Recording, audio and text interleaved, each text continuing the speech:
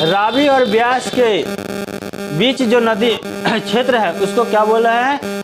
ऊपरी वरी द्वाब कहते हैं। क्या कहते हैं? ऊपरी वरी द्वाब। रावी और ब्यास के द्वाब को क्या कहा जाता है? ऊपरी वारी द्वाब कहा जाता है। देखो वह द्वाब, जैसे एक इधर से नदी है और एक इधर से नदी है, बात समझ रहा है?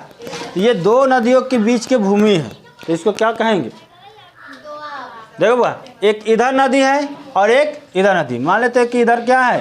रावी है और इधर क्या है? ब्यास है। तो ये दोनों के बीच के जो भूमि है इसी को क्या कहा जाते हैं? द्वाब कहते हैं। क्या कहते हैं? चाहे नदी कोई हो, ये कोई ज़रूरी नहीं है कि इसी रावी और ब्यास के ही क्षेत्र हो, चाहे नदी कोई भी हो, लेकिन नदी के जो बीच का जो क्षेत्र होता है उसको क्या कहते हैं? दो नदी के बीच के क्षेत्र को क्या कहते हैं? द्वाब कहते हैं। उसी प्रकार ब्यास और सतलुज के द्वाब को क्या कहा जाता है? विष्ट द्वाब कहा जाता है। क्या कहते हैं? विष्ट द्वाब। अब कहने का मतलब है कि देखिएगा, ये रावी नदी है और ये ब्यास नदी है, तो ये दोनों के बीच क्या है? ये द्वाब है। तो इस द्वाब को क्या कहते हैं? तो इस द्वाब को कहते हैं ऊपरी वारी द्वाब। क्या कहते हैं? ऊपरी वारी द्वाब कहते हैं। देखिएगा यहाँ पे ऊपरी वारी द्वाब, ठीक है, ये हो गया। अब उसी प्रकार कहेंगे कि ब्यास और सतलुज के बीच, अब मान लेते हैं कि इस नदी को ब्यास कहते हैं, वह ब्यास है, या इधर क्या हो गया? सतलुज हो गया। क्या हो गया?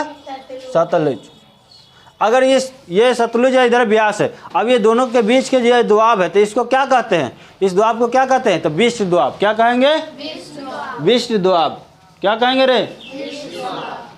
किधर वाला क्षेत्र को विष्ट द्वाब कहेंगे? सतलुज और ब्यास के बीच के द्वाब को क्या कहते हैं? विष्ट द्वाब, ठीक है। और रावी और ब्यास के बीच के द्वाब को क्या कहते हैं? ऊपरी वारी द्वाब। यहाँ तक ठीक है। अब अगला पढ़ना है मैदान, राजस्थान का मैदान। अब राजस्थान के मैदान में देखिएगा, राजस्थान का मैदान यह औरावली के पश्चिम में भी स्थित है। तो औरावली क्या है? ये पर्वत है। औरावली क्या है? प्राचीन पर्वत है। प्राचीन मतलब क्या होता है? प्राचीन पर्वत है बुआ।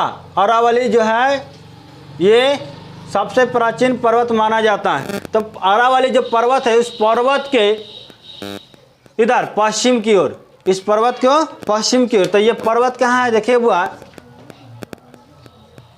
ये राजस्थान के आसपास पड़ता है क्षेत्र में, ठीक है।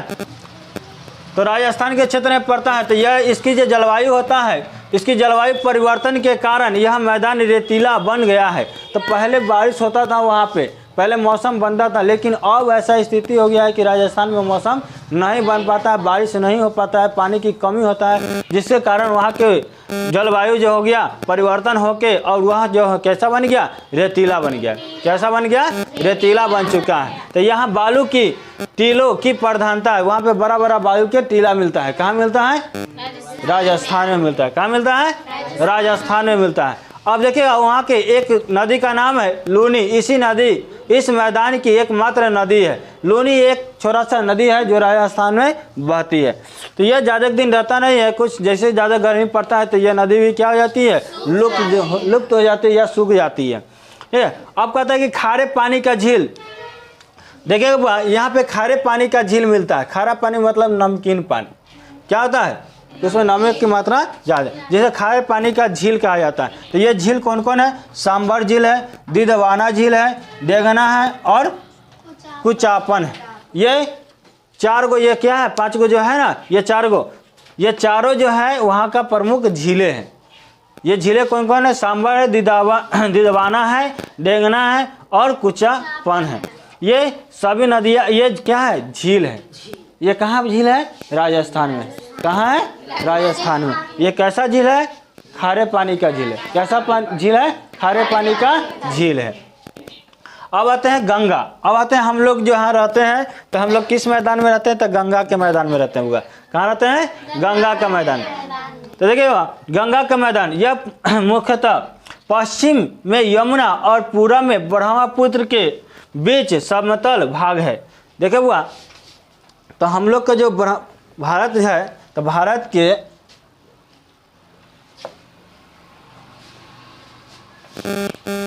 ब्रह्मपुत्र नदी कहाँ से बह के आता है? भारत के पूर्व दिशा से। किधर से? भारत के